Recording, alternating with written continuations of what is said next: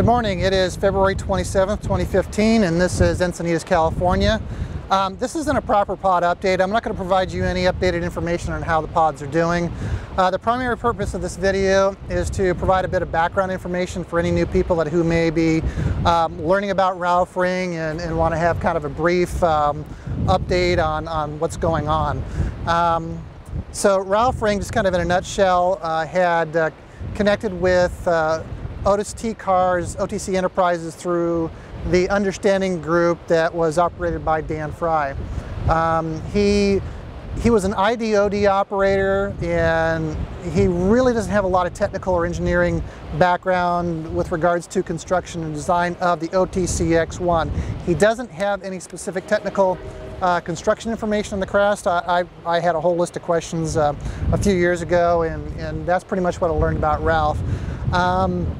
He even likens himself as like a cheerleader for the pods, and he was the guy at OTC Enterprises that held wires in place or would run out to get food and burgers for the guys. So anyhow, he developed a close relationship with Otis Carr, and Carr had selected him with two other people to operate the circular foil OTCX1 craft. And through his mental control, focusing on the color aquamarine and the craft, the whole interior of the craft became awash with this color aquamarine, and they instantaneously transported at the speed of thought 10 miles downrange and back. There was a time of forgetfulness where he didn't remember it, or the whole experience, and it came back to him and he did remember what happened. Regarding witnesses, Ralph had encountered a police officer or two who had been in Apple Valley and had witnessed them in the desert or something. Personally, I encountered another guy who was witness to the test of the prototype craft in Apple Valley, California when he was a child. And picking up from there, going back to 1959, 1960 when Otis Carr took the model craft to General Motors. General Motors representatives pretty much told Otis Carr, we build cars, we don't build flying saucers or whatever. One other thing, if you put them up, we'll shoot them down.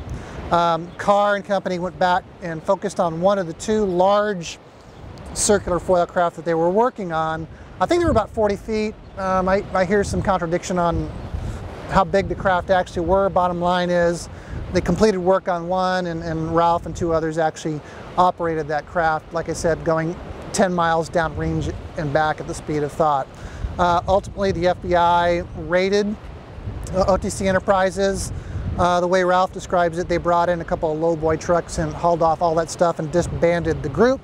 Promised each member of the group that they would be watched for the rest of their lives. Today, we have a handful of groups around the world. I can count on one hand the number of people that are actually physically building a prototype craft. They're using three pieces of information left over from the day. There is a patent for an amusement device by Otis T Carr, and that's out there. You can go look it up, and you can read through it, and it gives you all the parts and pieces and what they're supposed to do. But really, the thing is designed to be anchored to the ground, so you got this great big post in the middle of this thing with a whole bunch of, bearings and whatnot to cause this thing to rotate inside and out. Take a look at it, you'll see what I'm talking about. The other piece he left behind was a set of kit plans. These plans are designed for people who wanted to actually build a craft. They are missing a lot of information. And if you read through the plans, even Carr says if you want more information, you have to contact him. Otis Carr is no longer with us. He passed on in 1983. So the pods are kind of relegated to trying various different things to get the craft to work. The third item is pretty crucial and key, and it's called Dimensions of Mystery. This was a poem that was written by Otis T Carr, who happened to be a Rosicrucian.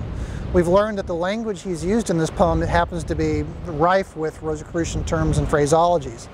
So the teams have been looking at this, analyzing it, trying to draw parallels between the poem and science to extract the technology that allowed them to design and build a craft that will function. Here we are. I think I started reporting on this back in April of 2011. It's February of 2015. I haven't really been providing a lot of updates because the guys, you know, we've kind of gotten to the point where they don't want to, you know, report on things that they may be trying, tests, any ideas that they may have, because you know what? They don't want to send a lot of you out there down a bunny trail. And it really doesn't make sense to report on a non-success. They prefer to report on successes. So that's where we are with that. I've had comments on my YouTube channel saying, gosh, you know, it's been a long time, you know, have they failed or whatnot. I want to just say that, you know, don't interpret silence to mean that they're not doing anything. To this day, work continues. They are still working. It just takes time. And it also, with time, it also takes money. Keep in mind that these are individuals working out of their garages, out of their own pocketbook. There have been some people who have graciously donated bits and bobs and parts and pieces to various projects in the handful that we have, and that's much appreciated. But by and far, you know, they're pulling money right out of their own pocket to pay for the machining. So if you're looking for a set of complete plans, I'm going to tell you that they are not available. There is no complete prototype craft that has been built yet that I know of. I've been promised that when there is a prototype craft ready to test, they would call me, and I have offered to fly to wherever they are with my camera gear to record that test. I received a comment about a day or so ago, and I've already replied at length to you. Thank you for posting your comment and the questions you had in there. It's actually what's kind of inspired me to create this recording today.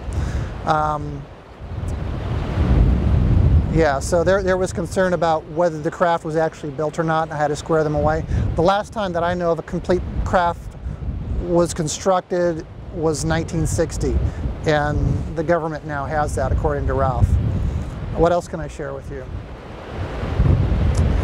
If you want to join a pod, I do have a website at www.clandestinedisclosure.com. You can reach me at walter@clandestinedisclosure.com. And if you want to start your own pod, I can post your name and contact information out there. There are probably 4 or 5 different names out there now. Out of all of them, I haven't heard back from any of them. So, you know, good luck on, you know, how it goes with that. But they're out there. You know, there's one in Canada, and there's a few other places in the United States of a few individuals that are looking to, you know, join with other like-minded people to help research, design, and build one of these craft. You know, with multiple heads together, you can leverage the mastermind, and you never know what you can accomplish. Anyhow, I want to close this by wishing you all the best of luck, and thank you for watching my channel. And who knows, maybe someday I'll be, you know, sending you a video update that shows an actual operation of a craft. Won't that be an exciting day? Thanks for watching.